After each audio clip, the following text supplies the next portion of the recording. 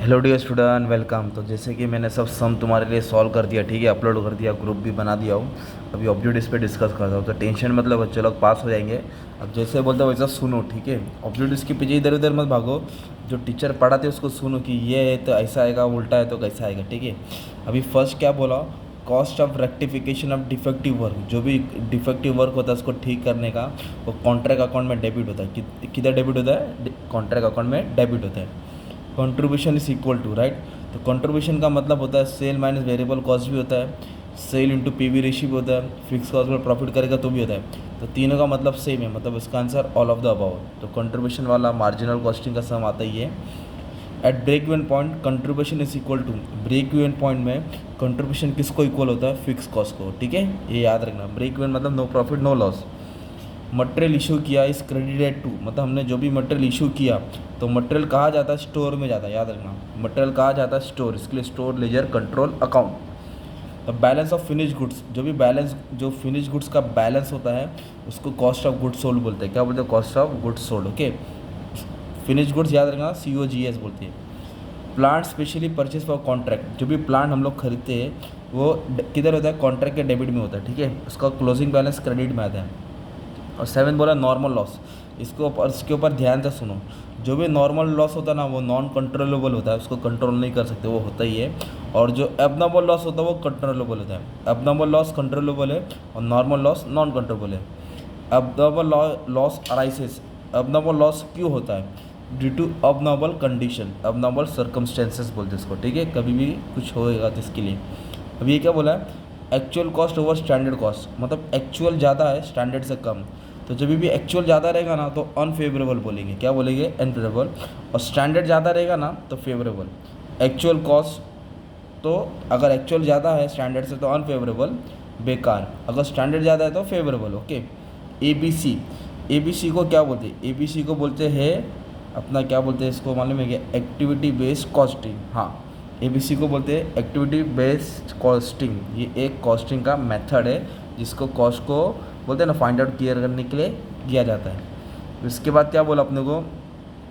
Work uncertified, certified नहीं बोला, uncertified. तो जो भी वर्क अनसर्टिफाइड होता है वो कॉस्ट पे वैल्यू होता है। किस पे वैल्यू होता है? कॉस्ट पे। फिर बोला है कॉस्ट लेजर कंटेंट्स। तो कॉस्ट लेजर में क्या आता है? कॉस्ट लेजर में स्टोर भी आता है, फैक्ट्री भी आता है, वेजेस भी आता है, सब आता है। तो सब आता है बोले तो ऑल ऑफ द अबव। क्या आएगा इसका answer? All of the above. अभी तुमको इधर थोड़ा ट्रू और फॉल्स डिस्कस करा देता हूँ, ठीक है। ट्रू और फॉल्स बहुत इंपॉर्टेंट है, तुम लोग इसको शॉर्ट नोट में भी लिख सकते हो, ओके। तो समझो भी।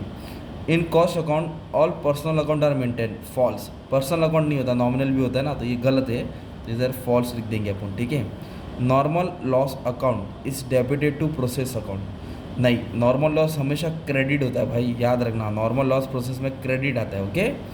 Contribution is equal to profit, ये भी गलत है भाई। कंट्रीब्यूशन इक्वल टू प्रॉफिट नहीं होता है। इंक्रीज इन फिक्स कॉस्ट, अगर फिक्स कॉस्ट बढ़ेगा तो ब्रेक इवन पॉइंट पे इफेक्ट नहीं करेगा, गलत। फिक्स कॉस्ट बढ़ेगा तो ब्रेक इवन पॉइंट भी तो चेंज होएगा ना Bunty. Standard cost is estimated cost, गलत। एस्टिमेटेड कॉस्ट नहीं होता है। मटेरियल प्राइस वेरिएंस, जो भी material price arise due to change in quantity. देखो प्राइस वेरिएंस है ना, तो किसके कारण होता है? प्राइस के कारण होता है, क्वांटिटी के कारण नहीं। तो क्वांटिटी के कारण क्या होता है? मटेरियल यूसेज वेरिएंस होता है। WIP work in progress ledger show cost of goods unfinish. Cost of goods, हाँ, तो कॉस्ट ऑफ गुड ये ट्रू है, अनफिनिश अभी तक तैयार नहीं हुआ है। Each contract account is considered separate unit, हर कॉन्ट्रैक्ट एक सेपरेट यूनिट होता है कॉस्ट का, ये भी ट्रू है। बाद में बोला है पर्पस ऑफ रिटेंशन मनी, जो भी रिटेंशन मनी पैसा रुका के रखता है, is safeguard against the risk of loss due to faulty workmanship. हम लोग किसी से काम करें तो उसका पेमेंट हम लोग क्यों रोकते हैं? ताकि कभी वो गलत काम किया नहीं किया तो उससे पैसा वसूल कर सकते हैं। एबनॉर्मल गेन, जो भी एबनॉर्मल गेन होता है arise when actual loss is less than expected loss. Yes, actual loss क्या होता है? कम होता है, इसमें ट्रू है। Joint product is additional product manufacture, जो एक्स्ट्रा प्रोडक्ट हम लोग मैन्युफैक्चर करते हैं उसको जॉइंट बोलते हैं, ये भी ट्रू है तुम्हारा। PV रेशियो से test of profitability, PV ratio से मालूम पड़ता है कि प्रॉफिट हो रहा है कि लॉस हो रहा है। यस, ये भी ट्रू है तुम्हारा, ठीक है। अभी तुमको मैथ्स ऑफ ओनिक पढ़ाता हूँ, वापस एक ब्लैंक ले लेता हूँ, सुनो। अभी अच्छे से इधर ध्यान देना है। मैथ्स ऑफ ओनिक कैसे ना एग्जाम में घुमा फिरा के आने वाला है, किधर से भी आएगा, है ना। तो सबसे पहले अभी क्या करना है पहले देखते हैं। देखो पहले ना ये अलग कराता हूँ, ग्लोबल बेंचमार्किंग। तो जो बेंच मार्किंग होता है वो कंपैरिजन होता है। तो इधर भी देखो बेंच मार्किंग है, तो मैचिंग वाला पहले मिल गया तुम्हारा, तो इसको 12 दे देता हूँ, एक टेंशन ख़त्म हो गया तुम्हारा ऐसा, है ना। ABC 9th वाला ट्राई कर दो, ठीक है।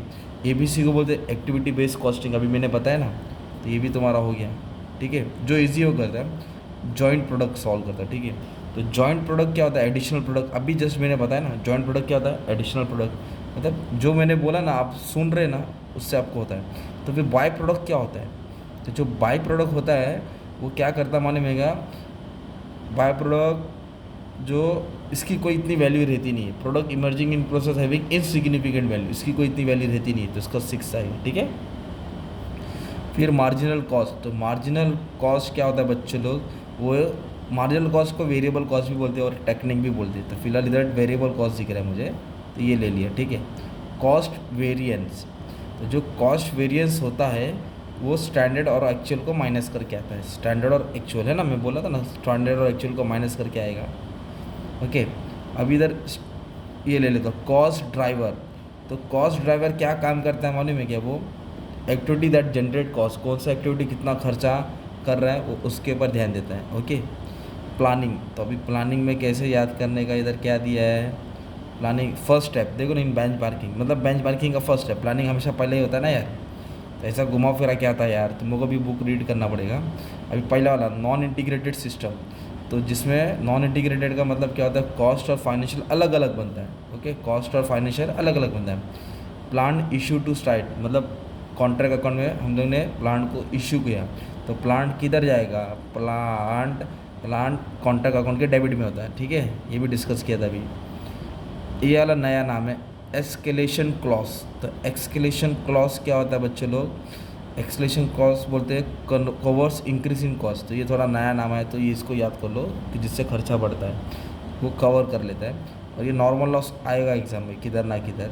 तो नॉर्मल लॉस क्या होता है, इनएविटेबल लॉस, इनएविटेबल जिसको अवॉइड नहीं कर सकते, इनएविटेबल जिसको अवॉइड नहीं कर सकते, okay. Normal loss inevitable loss जिसको अवॉइड नहीं किया जा सकता, ठीक है। और इसके बाद सब लाइन्स हो गया मैज़अप, ठीक है ना। एग्ज़ाम में घुमा फिरा के कैसे भी आएगा यार, तुमको ध्यान देने हैं।